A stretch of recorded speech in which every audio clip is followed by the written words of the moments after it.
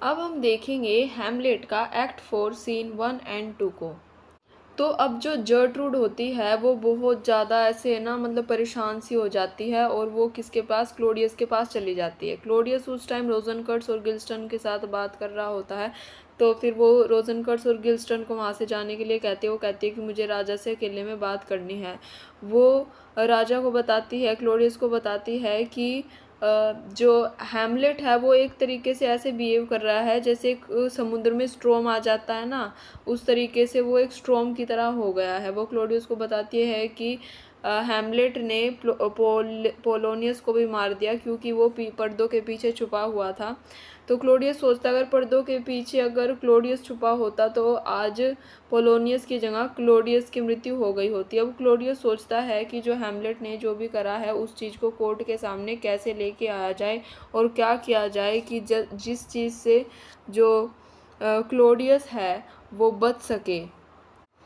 और क्लर्ट्रूड जो क्लोडियस है अब वो सोच रहा है कि वो किस तरीके से पब्लिक को हैंडल करेगा, वो किस तरीके से अपनी इमेज को बचाएगा डेनमार्क के लोगों से, वो कैसे अपनी एक डैमेजिंग इमेज को बचाएगा। तो वो रोजनकर्ट और गिल्स्टन को दोबारा बुलाता है और उन्हें पोलोनियस के मर्डर के बारे में बताता है और उन्हें और सोचता है कि हम हैमलेट को इंग्लैंड भेज देंगे। और रोजनकर्ट और गिल्स्टन को कहता है कि तुम जाओ हैमलेट को बुलाओ। अब एक्ट 4 सीन 2 में हम देखते हैं। अब जो सीन एक्ट 4 सीन सेकंड होता है ये होता है एलिसनोर कैसल के बाहर होता है, जहाँ पर जो हैमलेट होता है वो पोलोनियस की बॉडी को एक स्थान पर सुरक्षित तरीके से रख रहा होता है। तो और वो अपने आप से कहता है कि अब उसने लाश को सही जगह पर ठिकाने लगा दिया है। रोजनकर्ट्स और गिल्स्टन उसके पास आते हैं और उसको कहते हैं कि उसने बॉडी को कहाँ रखा, कहाँ छुपाया है। हैमलेट कहते उसको उनको कोई भी सीधा सीधा आंसर नहीं देता। वो कहता है कि बॉडी जो है अब किंग के पास है, लेकिन किंग जो है वो बॉडी के पास नहीं है। वो आंसर का जवाब, क्वेश्चन का आंसर देने में हेराफेरी करता है। वो एक्यूज़ करता है रोजनकर्ट और गिल्स्टन को कि तुम दोनों तो एक स्पॉन्ज की तरह हो, जो कि राजा के जो रिवॉर्ड्स होते हैं उसको चूसना चाहते हो, अथॉरिटी चाहते हो। और उनको वो वार्न करता है और राजा तुमको सिर्फ जानकारी एकत्रित करने के लिए यूज़ कर रहा है, जैसे एक स्पॉन्ज को निचोड़ते हैं वो तुम लोगों को निचोड़ने लग रहा है। और लास्ट में फिर जो है जो हैमलेट होता है वो रोजनकर्ट और गिल्स्टन के साथ चला जाता है क्लोडियस के पास।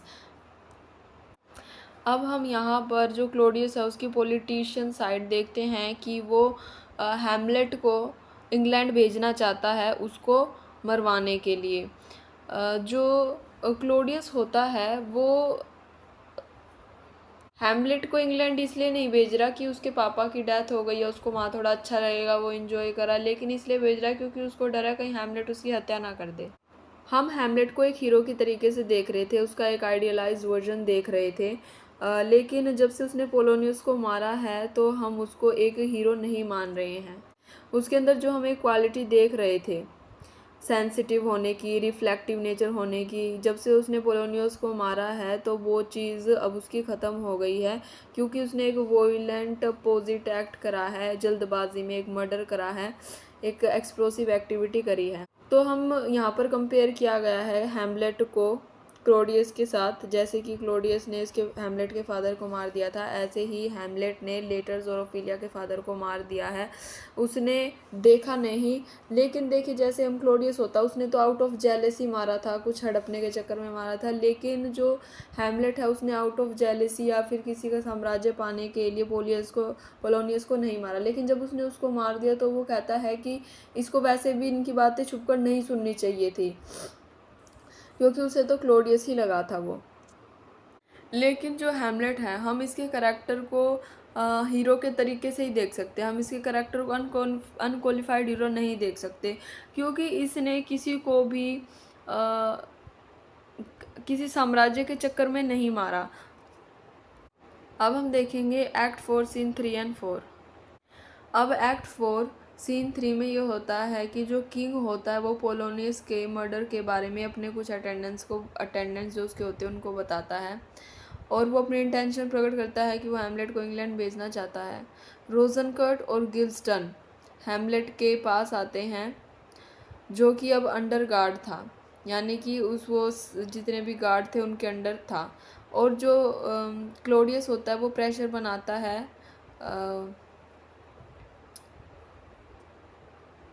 हैमलेट के ऊपर कि वो बताए कि उसने पोलोनियस की बॉडी को कहाँ छुपाया। जो हैमलेट होता है वो तो इनेन को और क्लेवर तरीके से बिहेव करता है। वो कहता है पोलोनियस को तो अब जो वॉर्म्स थे, कीड़े थे, उन्होंने खा लिया है।